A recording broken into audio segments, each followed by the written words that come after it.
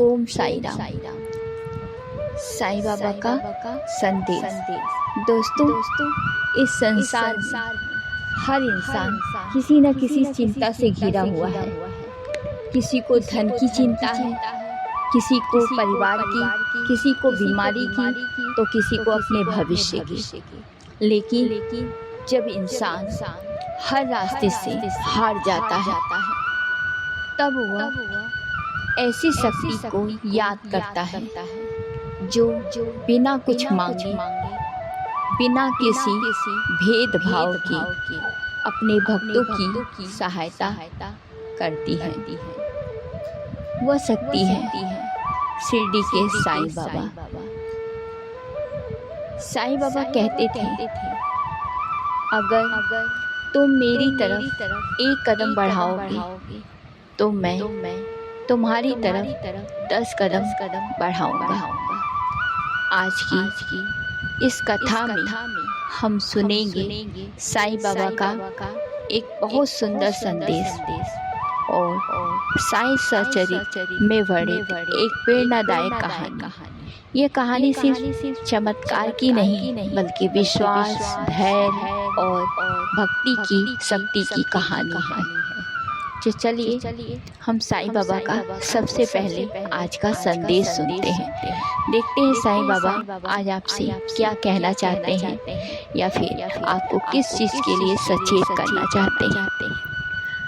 बाबा कहते हैं, मनुष्य को कभी घमंड नहीं करना चाहिए। जो आज तुम्हारे पास है वो कल किसी और के पास भी हो सकता है।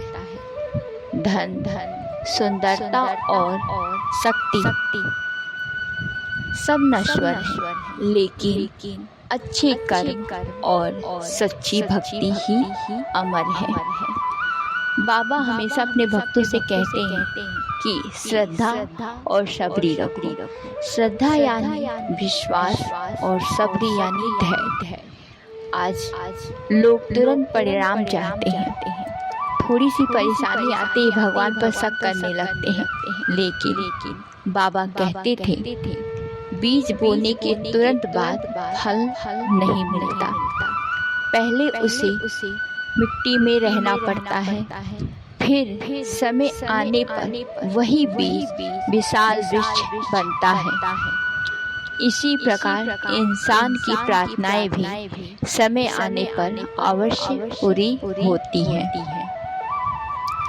यह कहानी साईं चरित्र में वर्णित है और उस पर आधारित है।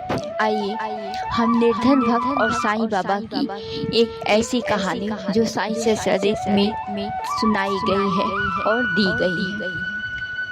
एक बार शिरडी से बहुत दूर एक गांव में गोपाल नाम का व्यक्ति रहता था। वह बहुत गरीब था। उसके परिवार में उसकी पत्नी और 2 छोटे बच्चे थे। गोपाल दिन रात मेहनत करता था, लेकिन फिर भी उसके घर में गरीबी बनी रहती थी। कभी खाने के लिए पूरा भोजन नहीं मिलता, तो कभी दवा के लिए पैसे नहीं मिलते थे। धीरे धीरे गोपाल निराश रहने लगा। उसे लगने लगा कि भगवान ने शायद उसे भूल ही गए हो, या फिर उसकी प्रार्थना उसके तक नहीं पहुंच रही है। धीरे धीरे गोपाल निराश रहने लगा। उसका मन हारने लगा। वो जैसे थक चुका हो, या फिर उसका भगवान से विश्वास ही उठने लगा। उसने लगा कि भगवान शायद हमें भूल चुके हैं, इसलिए मेरे घर में मेरी प्रार्थना उन तक सुनते ही नहीं। एक दिन गांव में एक साधु आए। उन्होंने लोगों को साईं बाबा के बारे में बताया।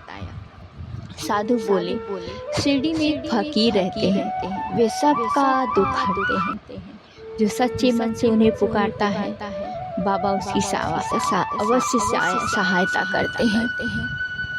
ये सुनकर गोपाल के मन में एक आशा, एक छोटी सी किरण जागी। उसे लगा क्यों न मैं भी ऐसा कुछ करूं, साईं बाबा तक मेरी पुकार पहुंचे और वो मेरी प्रार्थना सुन सके। उस रात गोपाल सो नहीं पाया। उसके मन में बार बार साईं बाबा का नाम आ रहा था। एक अलग ही उसके अंदर एक उत्सुकता थी कि शायद मैं यहाँ पे एक बार चला जाऊँ, क्या पता बाबा मेरी प्रार्थना सुन ले। सुबह उसने अपनी पत्नी से कहा, मैं शिरडी जाना चाहता हूँ, शायद बाबा ही हमारी मदद करे।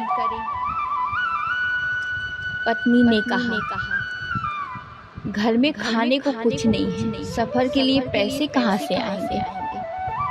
गोपाल कुछ देर शांत रहा, फिर उसने कहा, अगर बाबा ने बुलाया है तो रास्ता भी वही बनाएंगे।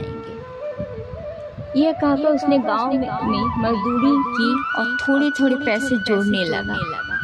कई दिनों की मेहनत के बाद उसके पास इतना पैसा हो गया कि वो शिरडी तक जा सके। कई दिनों की यात्रा के बाद गोपाल शिरडी पहुंचा। जैसे ही उसने द्वारका माई के पास कदम रखा, उसके मन में एक अजीब सी शांति मिली। जैसे लग रहा था कि उसके पास कोई दुख था ही नहीं। उसने देखा एक साधारण से वस्त्र पहने फकीर धुनी के पास बैठे थे। आंखों में अपार करुणा थी, चेहरे पे दिव्य तेज था। उनकी मुस्कान में एक अलग ही शांति थी। गोपाल समझ गया ये साईं बाबा ही हैं। दिखने में एकदम साधारण थे, पर कुछ तो बात थी जो उनकी दिव्य शक्ति उनके चेहरे पे दर्शा रही थी। वो दौड़ बाबा के चरणों में गिर पड़ा और रोने लगा। बाबा मुस्कुराए और बोले, अरे मैं कब से तुम्हारा इंतजार कर रहा था, तुमने बड़ी देर लगा दी। ये सुनकर गोपाल चौंक गया। उसने तो कभी भी बाबा को देखा भी नहीं था, आज पहली बार देख रहा है। तो बाबा हमें कैसे जानते हैं, या फिर लेकिन बाबा तो सब कुछ मेरे बारे में जान चुके हैं या जानते हैं। गोपाल ने बाबा से अपनी गरीबी और दुखों के बारे में बताया। बाबा शांत होकर सुनते रहे और फिर बोले, अल्लाह मालिक है, सब ठीक होगा, लेकिन पहले तुम्हें सब्री सीखनी होगी। गोपाल ने सोचा बाबा तुरंत कोई चमत्कार करेंगे, लेकिन कई दिन बीत गए, कुछ नहीं बदला। वो रोज सुबह सेवा करता, धुनी के पास बैठता, बाबा की बातें सुनता। एक दिन उसने मन ही मन सोचा, क्या बाबा मेरी मदद करेंगे भी या नहीं। उसी समय बाबा जोर से बोले, जिसे विश्वास नहीं है उसे फल कैसे मिलेगा। गोपाल समझ गया कि बाबा उसकी मन की बात जान गया। वो शर्मिंदा हो गया और बाबा के चरणों में गिर पड़ा। कुछ दिनों बाद बाबा ने गोपाल को उदी दी और कहा, इसे अपने घर ले जाओ, डर मत, सब अच्छा होगा। गोपाल वापस अपने गांव लौट आया। घर पहुंचते इसने देखा पत्नी पहले से अधिक स्वस्थ दिखाई दे रही थी, बच्चे भी खुश थे। पत्नी ने बताया, जिस दिन तुम शिरडी पहुंचे थे उसी दिन गांव में एक बड़े से व्यापारी ने तुम्हें काम देने की बात कही। धीरे धीरे गोपाल की आर्थिक स्थिति सुधरने लगी। उसके घर खाने और पैसे की कमी नहीं रही, लेकिन सबसे बड़ा परिवर्तन उसके मन में आया। अब वो चिंता नहीं करता था, उसे विश्वास हो गया था बाबा हर समय उसके साथ हैं। वो मेरी हर परेशानी, हर कष्ट को वो देख रहे हैं। वो खुशी मन से अपने कर्म को करता रहता था और अब पूरे मन से बाबा का ध्यान करता था। दोस्तों, इस कहानी का अर्थ केवल धन प्राप्त करना नहीं, साईं बाबा हमें सिखाते हैं कि जब इंसान विश्वास रखता है तब उससे डर हमेशा के लिए खत्म हो जाता है। अक्सर हमारी सभी समस्या, परिस्थिति बड़ी नहीं होती, बल्कि हमारा दर्द हमारा अधर होता है। बाबा कहते थे, मैं अपने भक्तों को कभी गिरने नहीं दूंगा, लेकिन इसका मतलब ये नहीं है कि जीवन में कठिनाइयाँ नहीं आएंगी। कठिनाइयाँ आएंगी, लेकिन बाबा हमें उनसे लड़ने की शक्ति देंगे। साईं बाबा की उदी केवल राख नहीं थी, वो विश्वास का प्रतीक था। बाबा लोगों को उदी देकर कहते थे, यह संसार भी एक दिन राख बन जाएगा, इसलिए अहंकार मत करो। उदी ये भी सिखाती है कि जीवन में कुछ भी हो वो अस्थायी है, इसलिए मनुष्य को अच्छे कार्य करते रहना चाहिए। एक ऐसी ही छोटी प्रेरणादायक कहानी है। एक बार एक महिला अपने बीमार बच्चे को लेकर बाबा के पास आई। डॉक्टरों ने भी जवाब दिया। महिला रोती हुई बोली, बाबा मेरे बच्चे को बचा लीजिए। बाबा ने बच्चे के सिर पर हाथ रखा, उदी दी। कुछ दिनों में बच्चा धीरे धीरे स्वस्थ होने लगा। लोग इसे चमत्कार कहने लगे, लेकिन बाबा कहते थे सब अल्लाह की मर्जी है। ये बाबा की महानता थी, उन्होंने कभी स्वयं को भगवान नहीं कहा। आज के समय लोग बहुत जल्दी ही टूट जाते हैं, यही जीवन का सीख बताता है हमें। थोड़ी सी असफलता आते ही हार मान लेते हैं, लेकिन साईं बाबा हमें यही सिखाते हैं, कठिन समय स्थायी नहीं होता। धैर्य रखने वाला व्यक्ति कभी खाली हाथ नहीं लौटता।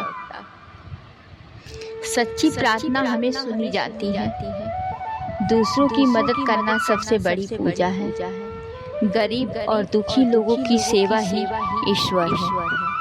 दोस्तों, अगर आपके जीवन में कोई परेशानी है, अगर आपको लगता है कि सब रास्ते बंद हो गए, तो सच्चे मन से साईं बाबा को याद करो।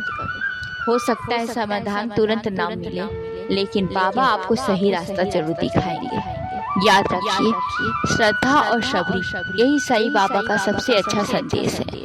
अगर आपको साईं बाबा पर विश्वास रखते हो तो कमेंट में ओम साईं राम लिखें।